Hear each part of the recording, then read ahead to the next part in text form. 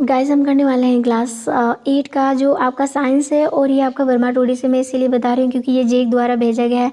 आपको फ़ोटो जो है इसके लास्ट मोमेंट पर आपको देखने को मिलेगा स्क्रीन पर, ठीक है। उन्हें देख लेंगे कौन सा बुक्स के बारे में मैं बात कर रही हूँ, ठीक है। उसके बाद चलो मैं आपको, अगर आप एक्स्ट्रा से चाहते हो कौन कौन सा आएगा तो हमें कमेंट में ज़रूर बता दीजिएगा। मैं उसके लिए भी वीडियोज़ है आपके लिए बना दूँगी, कौन से चैप्टर जो है बताया है और किस किस तरह के क्वेश्चन आएंगे।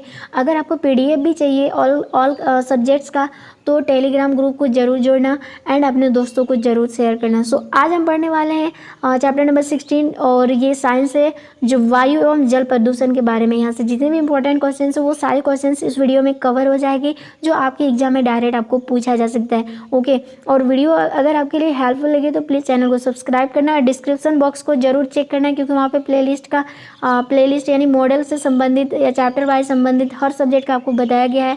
अगर आपको चाहिए होंगे तो ज़रूर देखना प्लेलिस्ट को चेक करके, ओके। सो सबसे पहले देखो वायु प्रदूषण क्या है, तो आंसर हो जाएगा वायुमंडल में बाहर से अवांछित पदार्थ, यानी वायुमंडल जो बाहर से अवांछित पदार्थ जो आते हैं या आने से पहले उपस्थित अवयवों की मात्रा जो बढ़ जाती है, जो हानिकारक प्रभाव हमें देती है, तो उसको मतलब पड़ने लगता है तो उसी को हम लोग क्या कहते हैं, तब उसी को कहा जाता है वायु प्रदूषित हो गई है, ठीक है। तो इसी को वायु प्रदूषण कहा जाता है। दूसरा है वायु के मुख्य संगठक क्या क्या है, तो वायु कौन कौन चीज़ें से बनी है। सबसे पहले तो वायु के मुख्य संगठक है ऑक्सीजन। ऑक्सीजन जो हम सांस लेते हैं जो 21% है। उसके बाद कार्बन डाइऑक्साइड, नाइट्रोजन, आर्गन, ये सारे मिक्स करके या धूलकण वगैरह मिक्स करके जो है वायु जो है बनी हुई है। सो इसी को कहा जाता है वायु का मुख्य संगठन, ओके। नेक्स्ट क्वेश्चन से हमारा यहाँ पर बोला प्राथमिक प्रदूषण के दो उदाहरण दे, तो प्राथमिक प्रदूषण के कौन कौन से दो उदाहरण, तो एक तो है ज्वालामुखी के विस्फोटक से निकलने वाले राख एवं धुआं, दूसरा कोयले और तेल के जलने से उत्पन्न कार्बन डाइऑक्साइड। उसके बाद आगे है कौन सी गैस हरित गृह प्रभाव वृद्धि के लिए जिम्मेवार है, तो आंसर हो जाएगा CO2। दूसरा विश्व तापन किससे कहा जाता है, तो आंसर हो जाएगा बढ़ते हुए पौधाघर यानी कि ग्रीन हाउस प्रभाव के कारण विश्व की जो है तापमान वो बढ़ते ही जा रहा है, जिसको हम लोग विश्व तापन कहते हैं। आगे CNG और LPG का विस्तारित यानी कि फुल फॉर्म क्या होता है, तो CNG का होता है कंप्रेस्ड नेचुरल गैस, मतलब कि संपीड़ित प्राकृतिक गैस, और LPG का होता है लिक्विफाइड यानी कि लिक्विड पेट्रोलियम गैस होता है, ठीक है।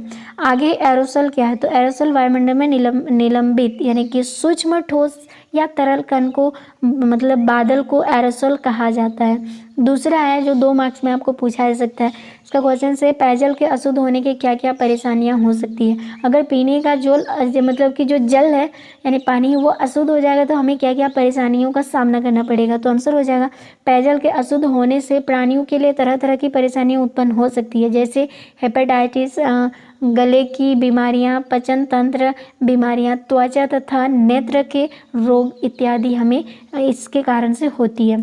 दूसरी बात मानव जनित प्रदूषक क्या है, इनके 2 उदाहरण देखें, तो आंसर हो जाएगा वाहनों कल कारखानों से निकलने वाले धुआएं, जीवाश्म ईंधन जैसे कोयला तेल गैस के संपूर्ण और अपूर्ण दहन, ताप विद्युत संयंत्र आदि के कारण वायुमंडल में विषाक्त गैस मिल जाती है। तो वाष्पशील कार्बनिक यौगिक आदि भी गंभीर वायु प्रदूषक है, जैसे उदाहरण में धुआं, धूल के कण, विभिन्न गैसें आदि जो है ये मानव जनित प्रदूषक है।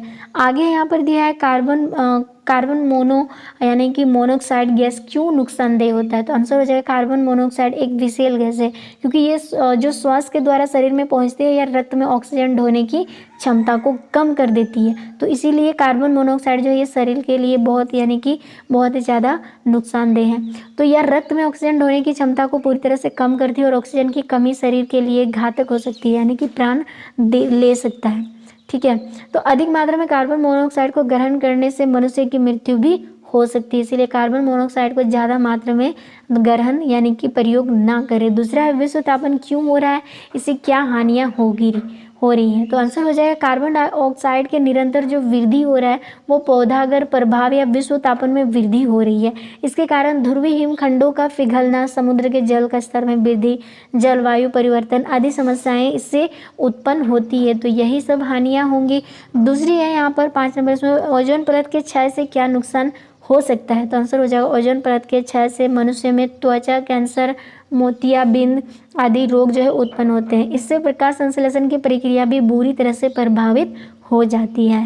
क्वेश्चन से सल्फर के ऑक्साइड प्रदूषण को कैसे बढ़ावा देता है? तो आंसर हो जाएगा सल्फर डाइऑक्साइड जो है यानी कि डाइऑक्साइड गैस को श्वसन में ग्रहण करने के यानी कि ग्रहण करने से दमा या फिर ब्रोंकाइटिस जैसे बीमारियां होती है या गैस फेफड़ों को स्थायी रूप से क्षतिग्रस्त भी कर सकती है। सल्फर के ऑक्साइड से यानी वायुमंडल में उपस्थित जल वाष्प से मिलकर सल्फर के अम्लों का निर्माण करते हैं और ये वर्षा जल के साथ मिलकर अम्ल वर्षा का रूप ले लेता है। दूसरा है यहाँ पर लेड यानी कि सीसा से क्या नुकसान हो सकता है? तो सीसा से क्या नुकसान होगा? सबसे पहले देखो लेड यानी कि सीसा पेट्रोल हो गया, डीजल, लेड, बैटरियाँ, बल्ब रंगने के उत्पादकों में पाया जाता है। यह कैंसर व पाचन संबंधी बीमारियां उत्पन्न कर सकती है और यही हमारे लिए नुकसानदेह होगा।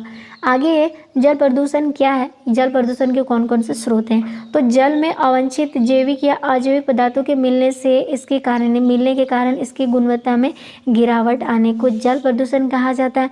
और जल प्रदूषण के स्रोत यानी कि औद्योगिक अपशिष्ट, घरेलू वहित मल, जल कृषि क्या है? ये सब रसायन है, ये सब है। आगे है जैसे यहाँ पर अगर बात करते हैं वायु प्रदूषण के कौन कौन से कारक हैं, तो वायु प्रदूषण के मुख्य कारक इस प्रकार हैं। सबसे पहले carbon monoxide, nitrogen oxide, carbon dioxide और मीथेन और सल्फर डाइऑक्साइड, ये वायु प्रदूषण के मुख्य कारक हैं। दूसरा है सुपोषण क्या है? इससे क्या हानियाँ होगी? तो आंसर हो जाएगा जल स्रोतों में घुली ऑक्सीजन की मात्रा में कमी आने की क्रिया को सुपोषण कहते हैं। क्या हानियाँ होगी? सुपोषण से जलीय पौधे तथा प्राणियों पर विपरीत प्रभाव पड़ता है। जल में घुली ऑक्सीजन की कमी तथा विषैले औद्योगिक यानी कि वर्ज्य पदार्थों के प्रभाव से मछलियों की संख्या में कमी आ जाती है, जिससे हमें भोजन के एक स्रोत से वंचित हो जाते हैं, जिस कारण हम लोग क्या करते हैं, भोजन के एक स्रोत से मतलब छूट जाता है हमारा एक चीज़। ठीक है, जब मछलियाँ मर जाती हैं तो। आगे नंबर 11 बोला जल प्रदूषण से क्या क्या खतरा हो सकता है? सो आंसर हो जाएगा जल प्रदूषण के खतरा। सो कौन कौन सा है? पहला है जल प्रदूषण से हैजा, अतिसार, टाइफाइड, हेपेटाइटिस यानी इसी को पीलिया कहते हैं, या फ्लोरोसिस तथा अस्थियों की विकृति संबंधी अनेक रोग जो है फैल जाती है जल की कमी से यानी प्रदूषण की वजह से। दूसरा, जल में विद्यमान अम्ल तथा क्षार सूक्ष्म जीवों का विनाश कर देते हैं, जिससे नदियों के जल की स्वस्थ शुद्धिकरण प्रक्रिया अवरुद्ध हो जाती है। उसके बाद आपको पूछेगा दीर्घ प्रश्न उत्तर, जो आपको 5 मार्क्स में पूछा जाएगा। तो वो कैसा क्वेश्चन रह सकता है? तो उन कारणों की व्याख्या करें जिससे अम्ल वर्षा होती है। तो किस वजह से अम्ल वर्षा होती है? तो आंसर हो जाएगा अम्ल वर्षा के कारक। क्या कारक है? आगरा तथा इसके चारों ओर स्थित रबड़ यानी कि रबड़ प्रक्रमण, स्वचालित वहन रसायन तथा विशेषकर मथुरा तेल परिष्करणी जैसे उद्योग, सल्फर डाइऑक्साइड तथा नाइट्रोजन डाइऑक्साइड जैसे प्रदूषकों को उत्पन्न करने के लिए उत्तरदायी रहे हैं। ये गैस वायुमंडल में उपस्थित जलवाष्प से अभिक्रिया करके सल्फ्यूरिक अम्ल तथा नाइट्रिक अम्ल बनाती है। ये वर्षा को अम्लीय वर्षा के साथ पृथ्वी पर बरस जाती है, इसी को अम्ल वर्षा कहते हैं। अब अम्ल वर्षा के क्या क्या प्रभाव हो सकते हैं? तो इससे क्या होगा? इससे संगमरमर एवं पत्थर की बनी मूर्तियों, भवनों का क्षरण होता है, जैसे कि ताजमहल आजकल होता है। दूसरी है इससे मृदा का प्रदूषण होता है, जिससे फसलों एवं वनों का कुप्रभाव पड़ता है। दूसरा है अम्लीय वर्षा से मानव स्वास्थ्य पर भी बुरी प्रभाव पड़ता है। अम्ल वर्षा जल स्रोतों को प्रदूषित करती है। और पांचवा है अम्लीय वर्षा पेड़ पौधों के साथ पत्तों को भी नष्ट कर देती है। तो अम्ल वर्षा जो है बुरी तरह से प्रभावित होती है मनुष्य में या कि पेड़ पौधे में। दूसरा क्वेश्चन है जल प्रदूषण को कम करने के क्या उपाय होनी चाहिए? तो आंसर हो जाएगा जल प्रदूषण को कम करने के उपाय क्या है? तो सबसे पहले देखो, प्रदूषित जल को उपचारित किए बिना जल स्रोतों में प्रभावित करने वाली औद्योगिक इकाइयों पर कानूनी कार्रवाई की जानी चाहिए। दूसरा है प्रत्येक औद्योगिक इकाई के लिए जल उपचार संयंत्र लगाना अनिवार्य होना चाहिए। तीसरा, व्यक्तिगत स्तर पर निष्ठा पूर्वक जल की बचत तथा कम उपयोग, पुनः चक्रण एवं पुनः उपयोग के सिद्धांत का पालन करना चाहिए। और चौथा है जल संरक्षण पद्धतियों को दैनिक जीवन से जोड़ना चाहिए।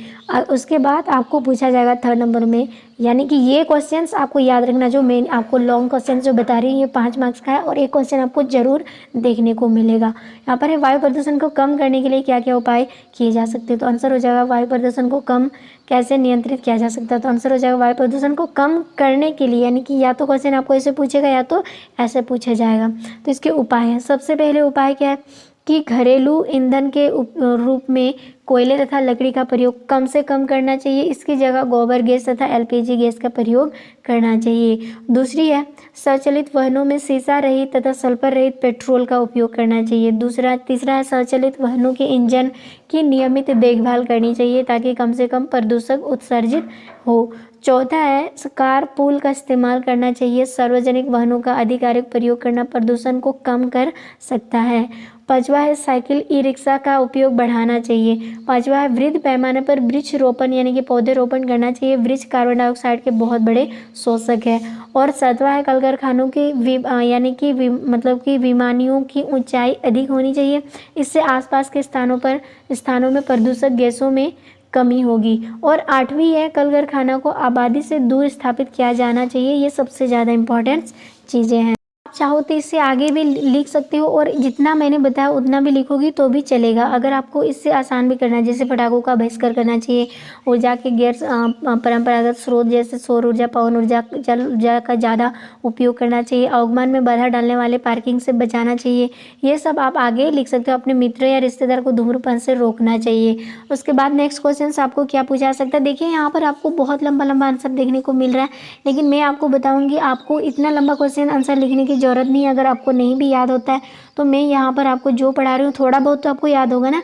अगर आप ऐसे ब्लैंक्स मत छोड़िए कॉपी, नहीं तो आपको स्टेप मार्किंग भी नहीं मिलेगा। अगर आप लिखते हो इसके आधार पर, मान लिया 100% मतलब करेक्ट नहीं है, लेकिन आपको इसके आधार पर अगर आप लिखते हो तो यहाँ पे स्टेप मार्किंग आपको मिल जाएगा। अगर ये 5 मार्क्स का है तो 2 मार्क्स तो कन्फर्म मिल जाएगा आपको, ठीक है। तो आगे है अम्ल वर्षा क्या है, यह कैसी होती है और अम्ल वर्षा के कौन कौन से दुष्परिणाम है। ये 3 क्वेश्चन एक साथ एक आंसर पर, ठीक है। सो आंसर हो जाएगा वायु प्रदूषण के कारण वायुमंडल में उपस्थित सल्फर यानी कि गंधक और नाइट्रोजन के ऑक्साइड वायु में उपस्थित जल वाष्प से प्रतिक्रिया करके क्रमशः गंधक अम्ल और नाइट्रिक अम्ल का निर्माण करते हैं। ये अम्ल वर्षा के जल के साथ मिलकर जब धरती पर गिरते हैं तब इन्हें अम्ल वर्षा कहते हैं। बस ये हो गया अम्ल वर्षा किसे कहते हैं उसको। उसके बाद अम्ल वर्षा के कारण यानी अम्ल वर्षा के क्या कारण है, तो आंसर हो जाएगा नदियाँ, तालाबों और झीलों का जल पीने योग्य नहीं रह जाता है, यानी ये दूषित हो जाता है। जल में रहने वाले मछलियाँ, केकड़ों व जलीय वनस्पति पर भी इसका दुष्प्रभाव पड़ता है। दूसरा, यह भूमि की उर्वरता को भी कम कर देता है। यह अम्ल वर्षा के कारण ताजमहल का संरक्षण हो रहा है। इस घटना को संगमरमर यानी कि संगमरमर का कैंसर भी कहते हैं। तो मथुरा स्थित तेल परिशोधक कारखाने से निकलने वाले कणों के कारण ताजमहल का रंग जो है वो अब धीरे धीरे पीला होने लगा है। उसके बाद आपका ग्रीन हाउस इफेक्ट यानी कि पौधागत प्रभाव किससे कहते हैं या कैसे उत्पन्न होता है, ये बहुत ज़्यादा इंपॉर्टेंट है। हो सकता है यहाँ से आपको एक क्वेश्चन जरूर देखने को मिलेगा। तो आंसर हो जाएगा पौधागत प्रभाव। इसमें हो जाएगा वायुमंडल में ताप शोधक गैस जैसे कि CO2 और NO2 आदि यानी कार्बन डाइऑक्साइड और नाइट्रोजन डाइऑक्साइड बढ़ने से पृथ्वी के ताप का बढ़ना पौधाघर प्रभाव ही कहा जाता है। ये तो पौधाघर प्रभाव हो गया। उसके बाद यह कैसे उत्पन्न होता है, तो पृथ्वी सूर्य से आने वाले विकिरणों का यानी कि पृथ्वी सूर्य से आने वाले विकिरणों का शोषण करके गर्म हो जाती है। सभी गर्म वस्तुओं की तरह पृथ्वी भी विकिरण उत्सर्जित करती है, लेकिन तापमान कम होने के कारण पृथ्वी अवरक्त विकिरण उत्सर्जित करती है। ये अवरक्त विकिरण वायुमंडल में उपस्थित CO2 कार्बन मोनोऑक्साइड यानी कि CO जलवाष्प, मीथेन, CH4 नाइट्रस ऑक्साइड तथा क्लोरोफ्लोरोकार्बन यानी कि CFCS द्वारा प्रग्रहित कर ली जाती है। तो इस प्रकार से ये विकर्ण वायुमंडल में कैद होकर वायुमंडल का तापमान बढ़ा देती हैं। इसे पूरे प्रक्रम को ग्रीन हाउस प्रभाव ही कहा जाता है। तो ये था आपका ग्रीन हाउस प्रभाव या ग्रीन हाउस इफेक्ट या पौधाघर प्रभाव एक ही होता है। तो ये आंसर बहुत ज़्यादा इंपॉर्टेंट है एग्जाम की दृष्टि से, इन्हें याद कर लेंगे। एंड आगे क्वेश्चंस पाने के लिए चैनल को जरूर सब्सक्राइब कर